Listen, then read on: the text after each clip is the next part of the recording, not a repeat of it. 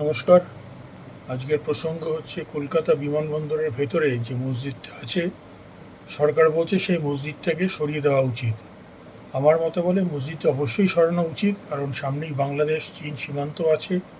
For national এবং international সিকিউরিটির কারণে, এবং যেহেতু এখানে ইন্টারন্যাশনাল ফ্লাইট এবং ইন্টারন্যাশনাল এয়ারপোর্ট এটা, সেই জন্য যাত্রীদের কথা ভেবে এবং অবশ্যই রানওয়ে সম্প্রসারণের জন্য এই মসজিদটাকে সরানো উচিত।